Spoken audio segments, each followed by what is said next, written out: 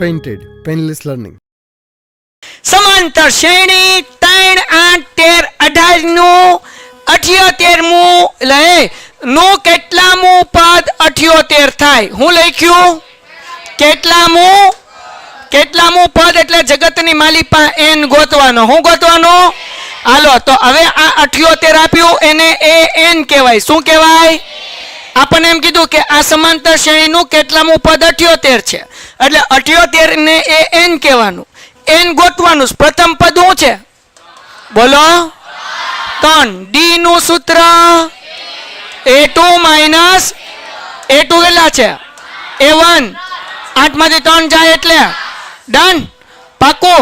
Weight skip નહીં કરતા. તમારા ફાયદાની વાત છે. ધોરણ 10 ની અંદર આવ્યા છો, બોર્ડની પરીક્ષા આપવાની છે, જોરદાર રિઝલ્ટ લાવવું છે તો પેન્ટેડ એપ્લિકેશન ડાઉનલોડ કરો અને ચેમ્પિયન બેચ લોન્ચ થઈ ગઈ છે. ચેમ્પિયન વિદ્યાર્થી સાથે ભળી જાઓ. આ લાઈવ લેક્ચરની અંદર ગણિત, વિજ્ઞાન, સમાજ, ઇંગ્લિશ, ગુજરાતી બધુંય ભણાવીએ છીએ. અનમ્યુટ કરીને ઘરેથી બોલીને ડાઉટ પૂછી શકો અમારા લાઈવ લેક્ચરમાં. અને તમારે ટ્રાય કરવી છે, ખાલી 300 રૂપિયા આપીને મહિનો દિવસ ટ્રાય કરો ને પછી મજા આવે તો આગળ જોડાવો. તમે એમ કહો સાહેબ તમારું રિઝલ્ટ આ છે, મારી પાછળ રિઝલ્ટના ફોટા જોઈ લો અમારા ટોપર્સ. અને તમે ચેમ્પિયન બનવા માંગતા હો, ચેમ્પિયન બેચ સાથે જોડાઓ. Good bye.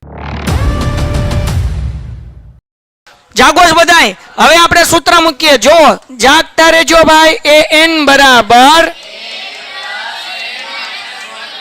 શું સૂત્ર છે? d. એ n ની કિંમત કેટલી આપી?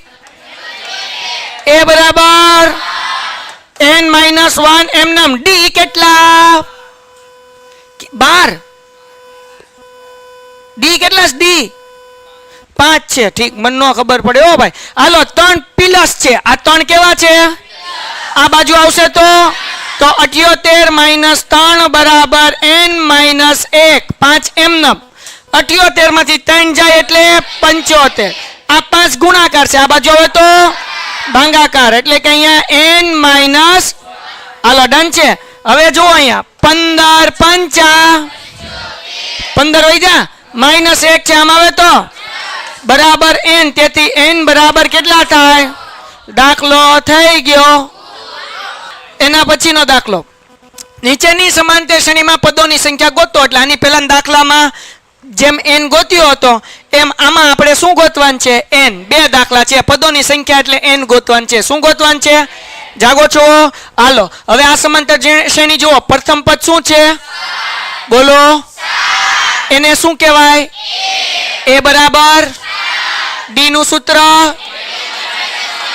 a2 શું છે? a1 શું છે?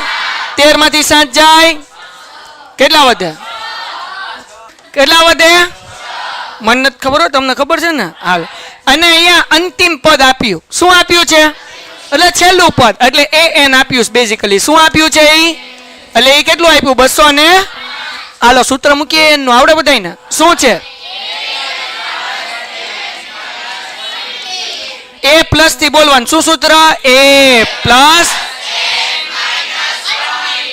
હવે જગતની માલિકા આપણી પાસે an ની કિંમત કેટલી છે?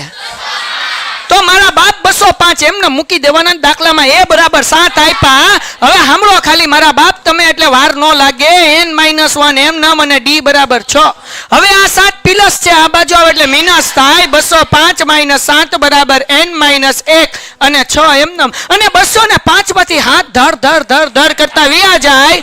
100 ને 205 માંથી હાથ માઇનસ કર્યો, બીજું કાંઈ નથી કર્યું. આ 6 ગુણાકાર છે. આ બાજુ આવે તો વાહ મારા ભાઈ લો. હાલો n માઈનસ 1 એમ નામ. હવે ભાંગ્યાકાર કરું બાપા તો જુઓ 6 તેરી 18 ને 6 તેરી 18 એટલે 33 આવે. સાહેબ કેમ ભાંગાકાર કર્યો અમને ન હળવું તો શીખવાડું. જુઓ 6 તેરી 18, 19 માંથી 18 ગયા એટલે કેટલા વઈ જાય? 1. પાછળ છે આંટડો એટલે પાછા 18. 6 તેરી. જો ડાયરેક્ટ આવડતું હોય તો આમ કરવા જાવું. આપણો ટાઈમ બચે. સોરી અહીંયા 3 નથી મૂકવાના. કેટલા મૂકવાના છે? 6. તો ટાઈમ આપણો શું થાય? બચે. હાલો આગળ વ્યા જાય. 33 એમ નામ. જગતની માલિકા માઈનસ 1 છે એ આમ આવશે એટલે પ્લસ થશે ઇઝ ઇક્વલ ટુ n. તેથી n બરાબર 33 ને કેટલા થાય? તો જેવો દાખલો આપણે આ ગણ્યો સેમ ટુ સેમ હું હંસા માસીને હમખાઈને કહું કે આ દાખલો એમ જ ગણવાનો છે, પણ તમારે એક ધ્યાન રાખવાનું છે, મારા બાપ તમને a બરાબર 18 તો આપી દીધું, પણ અહીંયા બીજી સંખ્યા જે આપી છે મિશ્ર સંખ્યા આપી છે 15/1/2. તો હવે તમને ખબર પડે, હમણાં આપણે જોયું હતું અહીંયા 2 ગુણ્યા 15 એટલે 30 ને 1 ઉમેરો એટલે 31 ના છેદમાં. તો હવે ડી ગોતી લઈએ બાપા. સૂત્ર શું છે? a2 માઇનસ a2 15/1/2 નહીં મૂકવાનું, 31 ના છેદમાં બોલો a1. હવે કરીએ ધાર ધાર કરીને ચોકડી ગુણાકાર. 2 ગુણ્યા 18 18 દુ એના છેદમાં. હવે 31 માંથી 37 જાય એટલે માઇનસ 5 ના છેદમાં. જો મારા બાપ માઇનસ આવ્યું પણ બીવાનું all is well, all is well, all is well બોલવાનું. હું બોલવાનું? હાલો ભાઈ આગળ વ્યા છે. છેલ્લું પદ અંતિમ પદ આપ્યું -48 લખી નાખ્યું એમ નામ. હવે જો ભાઈ શું કરવાનું? n નું સૂત્ર મૂકવાનું. કાંઈ ન આવડે તો જોલા ખાતા ખાતા લખવાનું. શું લખવાનું? a plus n-1 d. જગતની માલિપા an આપણી આગળ -48 છે તો મૂકી દેવાનું, નારાજ થવાનું. પ્લસ હોય તો પ્લસ ને મિનસ હોય તો a બરાબર હું હા n-1 એમ નામ. બોલો d બરાબર -5 ના છેદમાં. ઓકે હવે મને આવડતું નથી, 18 પ્લસ છે આમ આવે તો -48 -18 બાકી બધું એમ નામ, એના કાંઈ શાળા કરવાના. વાહ સાહેબ વાહ. માઇનસ માઇનસ બેનો સરવાળો કરીએ. 7 અને 8 15 વધી પડી 1 4 ને 5 ને 6 એટલે 65 થાય. હાલો ઇઝ ઇક્વલ ટુ અહીંયા જે છે ભાઈ ટન -65 એમ નમ. ભાઈ હવે જરાક જોજો, હું એક જાદુ કરું છું, કોઈને કહેતા નહીં, કરું ને. આ 5 ના છેદમાં 2 છે એ બરાબરની આ બાજુ આવે ને તો 2 ના છેદમાં 5 થઈ જાય, પણ માઇનસ નિશાની એમનેમ. આ 2 ભાંગાકારમાં હતા, આ બાજુ આવ્યા એટલે ગુણાકાર. 5 ગુણાકારમાં હતા, આ બાજુ આવ્યા એટલે નિશાની માઇનસ જ રે. ગુણાકારમાંથી ભાંગાકાર થયું, ભાંગાકારમાંથી ગુણાકાર થયું. સમજાણું ને? ભાંગાકારનું ગુણાકાર, ગુણાકારનું. હાલો અહીંયા જે છે n-1 એમનેમ. જાગો છો?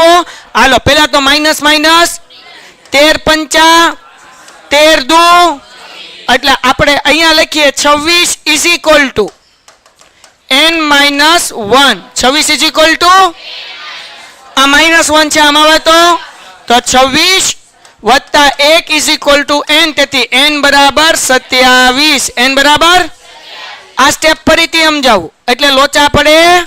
માઇનસ માઇનસ પ્લસ 47 માં 18 નાખો એટલે -65.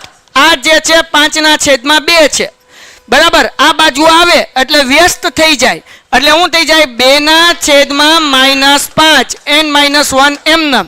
છેદ ઉડાડીએ 13 પંચા માઇનસ માઇનસ ઉડી ગયા 13 દુ એટલે 26 ઇઝ ઇક્વલ ટુ n-1. -1 છે આ બાજુ આવે એટલે શું થાય? +1. આ સ્ટેપ તો આપણે અહીંયા લખેલું જ છે એટલે 26 માં 1 ઉમેરો એટલે કેટલા થાય? દાખલો થઈ ગયો પૂરો. 5 ના છેદમાં 2 એટલે 2.5 કરીએ કે આવું દોડું નહીં થવાનું, જેમ છે એમનેમ જ રહેવા દેવાનું. સમજાઈ ગયું ને? કે આવા દોઢાગીરીમાં આપણા માર્ક્સ કપાય. Painted, Painless Learning.